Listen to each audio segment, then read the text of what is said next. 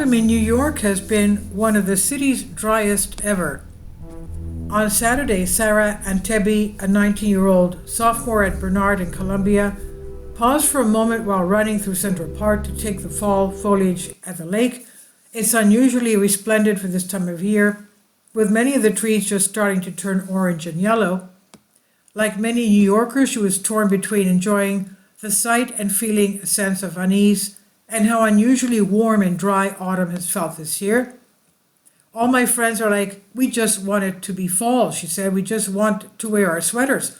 October, historically a fairly dry month, but the city has never quite seen an October like this.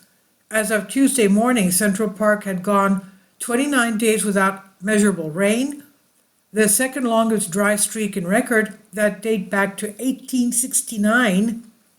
Bill Goodman, a meteorologist at the National Weather Service in New York, confirmed, if no rain falls between midnight on Halloween, October, it would be the driest calendar month in the city's history.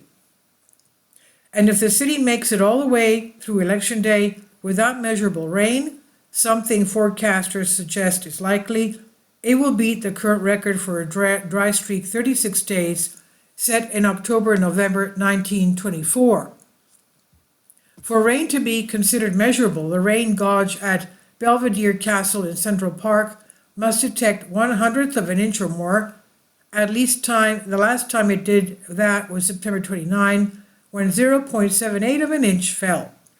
It was around mid-October last year when New Yorkers began begging for a chance to put away their umbrellas and parkas after experiencing rain every weekend for 6 straight weeks.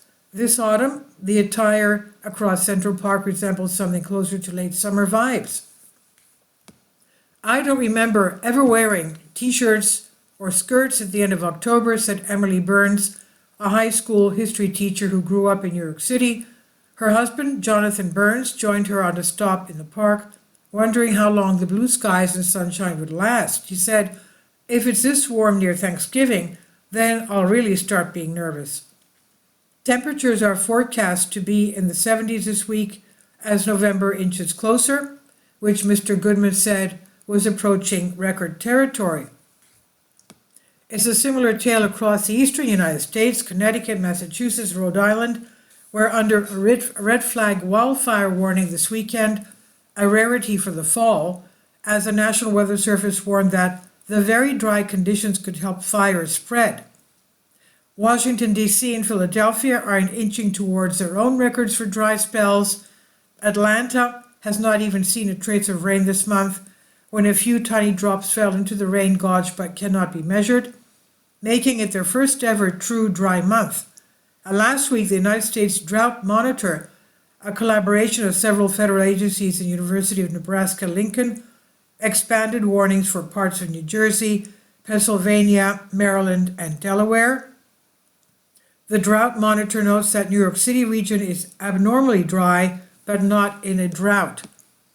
In New York, the dry spell is helping some of Central Park's trees peak in color slightly earlier this year.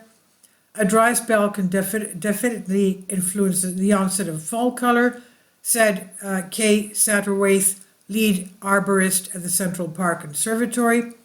The effect of a dry fall is that it can speed up the degradation of chlorophyll, revealing the other vibrant pigments. The dryness can also influence the vibrancy of leaves' color, she said. So far, we don't seem to be seeing more brown leaves in Central Park than normal.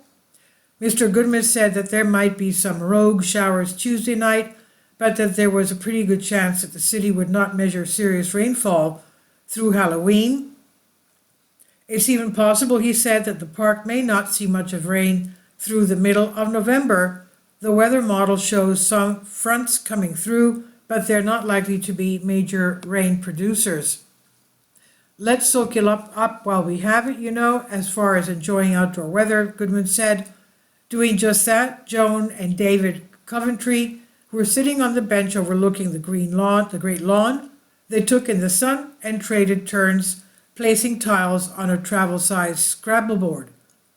The unseasonably warm, dry October has been a boon for some of their favorite activities like walking and watching amateur baseball in the park. Still, Miss Coventry, 72 years old, said, the trend felt scary too. And she said, "You do worry about the weather. When we were young, everything was kind of the same. It was warm in the summer, cold in the winter. You knew that it would snow on a certain day."